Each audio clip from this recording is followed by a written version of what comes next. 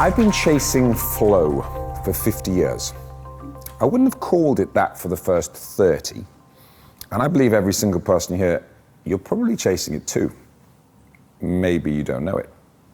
But it was 20 years ago, almost to this very day, where I really started to go deep and delve under the hood of what flow really felt like. It was 20 years ago, and I was in the middle of the Sahara Desert. It was midnight. Took a deep breath. The icy air caught in my throat, so contra to all day when the heat of the Sahara had been burning me. Shook it off, took another breath. The whole Sahara Desert just expanded beyond me in all directions. It was beautiful. The stars, you could see the whole Milky Way. The beauty was breathtaking, so much so I could cry, if I had any water left in me to do so. Because I was in day 4 of what is the Marathon des Sables. So the Marathon des Sables, for those who don't know, being in France is pretty appropriate. It's 6 marathons, back to back, across the Sahara Desert, carrying everything you need to survive on your back in 7 days. Now, don't judge me. It's not as easy as it sounds. Because there's a half marathon on the first day and a half marathon on the last day. And to claim the toughest foot race on earth, there's a double marathon on day 4. 2 marathons across the longest sand dunes the Sahara Desert have to offer. So there I was, at midnight, 35 miles in, broken. Nothing left. On my knees yet again. And yet I got up off my knees, shook it off, took a breath, released, and then dropped into flow yet again. Flow is that feeling where you're just effortless. You lose track of self, you lose track of time. It's just you. You feel completely alive. It's beautiful. It's a gift from God that we've all been given. It's neurochemical. It's not woo-woo anymore. It's the science behind this is incredible, and that's what I've been really going deep on in the last 10 years. Now, flow, interestingly, has been around for almost as long as I have. Csikszentmihalyi, who's the godfather of flow, first started to create his theories nearly 50 years ago in 1975. This is not new. And yet, 50 years later, we are still in a world where flow still isn't embraced, still isn't fully understood, and I think it can change the world. So Csikszentmihalyi studied some of the greatest people on the planet, the greatest artists, the greatest musicians, the greatest business people, neuroscientists. And what he found was the connection between them all was what he coined flow state. And this is the moment when you've all probably experienced it. Think now. Whenever you've lost complete track of self, track of time, when you are fully immersed in the moment, but you're still focused. We've all experienced this. Does it not feel wonderful? Does it not feel great? Do you want more of it? How about making it into a habit, which is what I'm proposing? How about curating that every single day? If we can just master the basics of flow, you can start to curate it on demand. And there's 3 things we need to be aware of. The first thing, purpose, mastery, passion. There's 3 triggers that you must have. There's quite a lot of science behind this now, but I'm going to keep off the depth, focus on the major. If we can get those 3 things lined up, you must have purpose to have flow. No purpose, no flow. You must be on a journey to mastery. No mastery, no flow. You can't hack flow. We're all trying to hack shit. We're trying to do the dopamine hacks on you. That is not flow. It's not going to get you into flow. And most importantly, it must begin with passion. For me, it's adventure. For me, it's mountains. For most of you, that will not be the case. So use this as a metaphor to find your own. Now, it all began with me in rugby, like it began with all of you. So some of you, we lose flow as adults. But for most of you, you'd have experienced flow when you were a child. Children have got an amazing ability for flow. And this brings the first point, which is passion. Flow has to be fueled by genuine curiosity, genuine intrinsic motivation. You must be genuinely interested. Now, kids are just genuinely interested. And they'll tell you pretty damn quickly if they're not. What did you love when you were a child? Did you stop it along the way? Maybe that's something you need to go back to, rediscover, bring back out again. It all began there, and then somewhere along the way, we grow up. Now for me, it was rugby.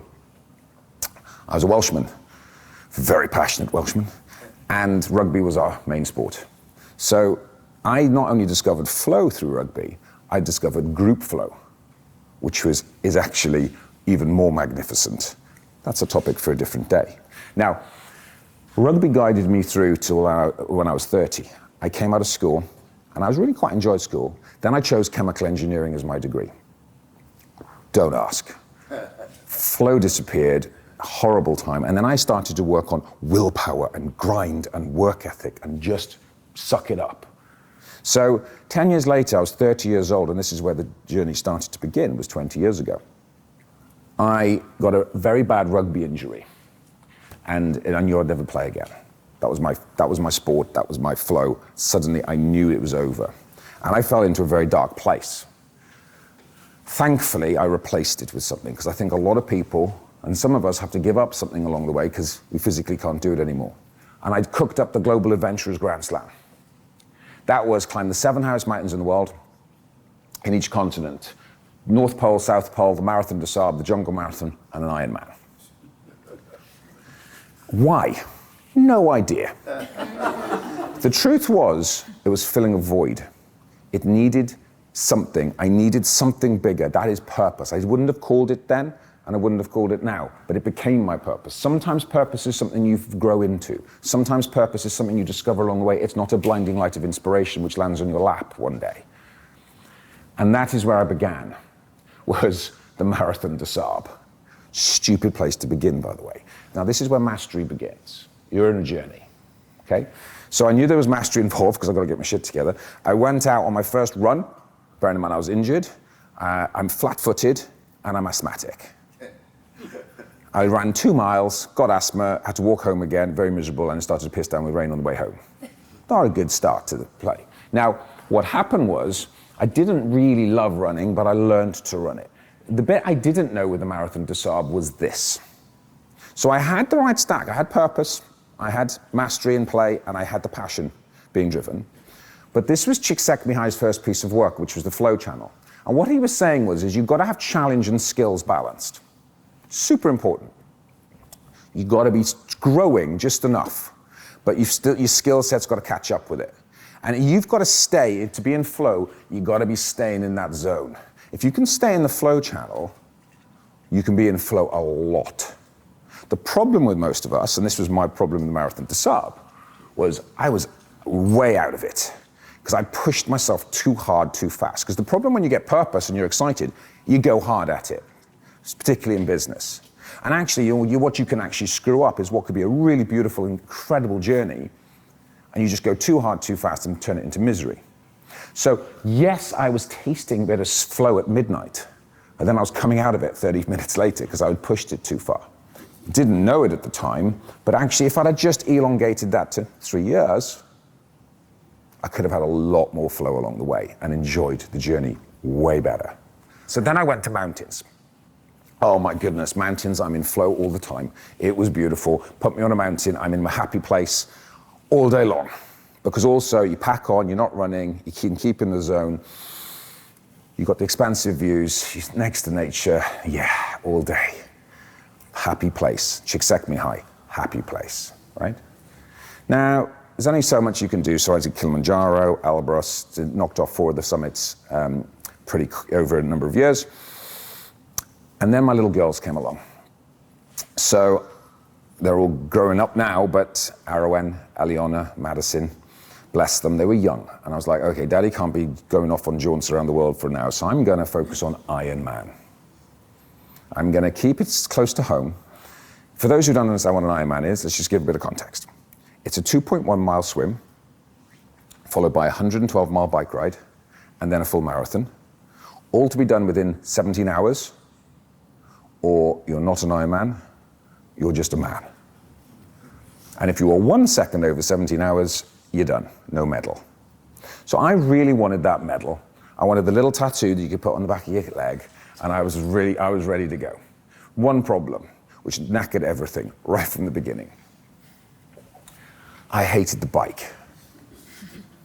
I hadn't been on a bike since I was a kid at that point, and swimming, I had a 50-meter swimming badge from when I was 10. So I had a bit of work to do. Although I tasted flow in the swim, there's no question I could see flow coming in a swim. In the pool, the moment I got into a lake, which is where you have to swim, and it's dirty, and there's fish that swim past you and over your body, and there's like, you swim into weeds without even knowing about it.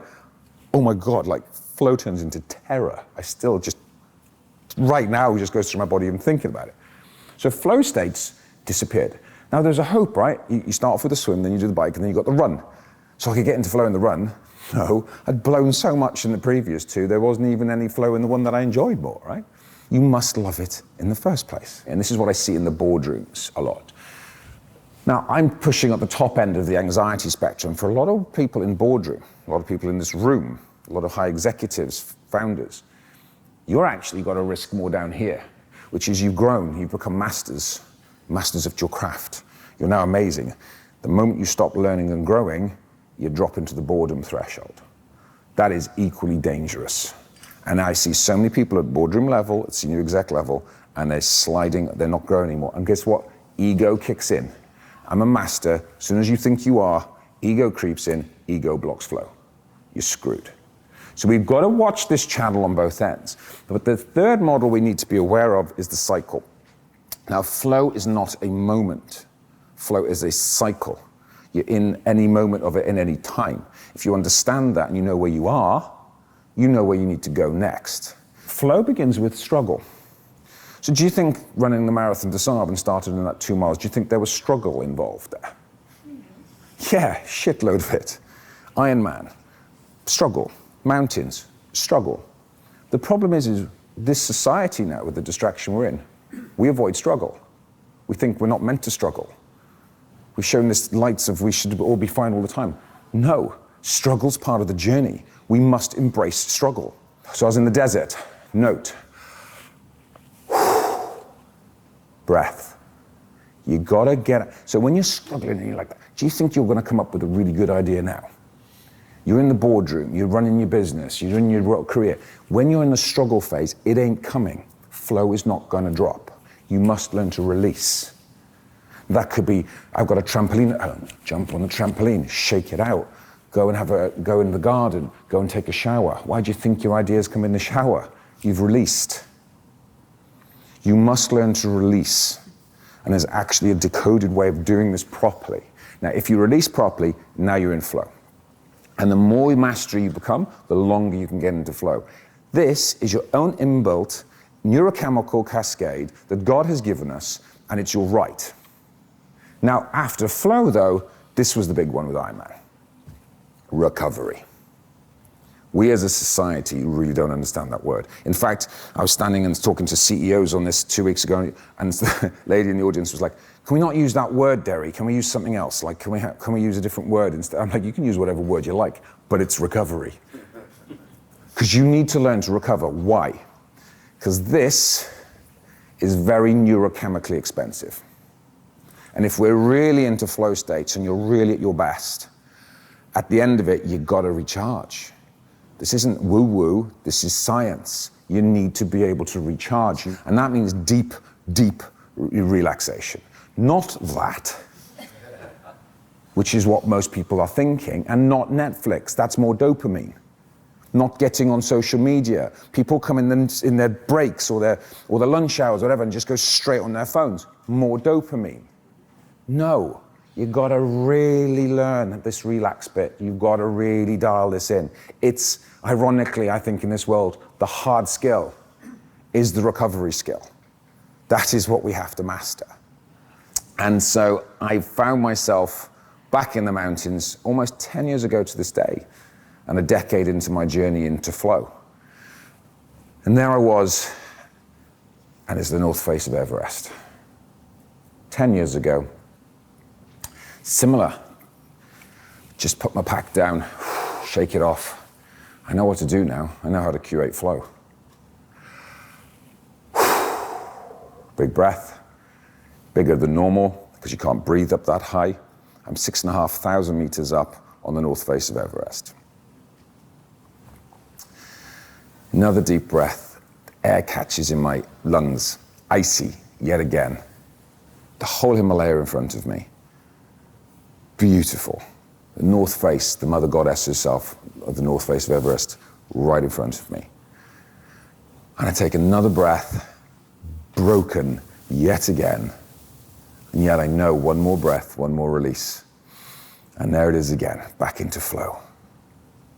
Take the next step, totally focused, totally immersed. Lose track of self, lose track of time, in the moment. And then an earthquake hit. But that's a story for another day, and that was my first TEDx. Now, after being on Everest and coming back for the last 10 years, I'm in the mountains all the time. This is where you'll find me. I'm out on adventures, I just put the pack on, and I know exactly how to drop into flow. But the beautiful thing now is, I don't need to be on the north face of Everest to find flow.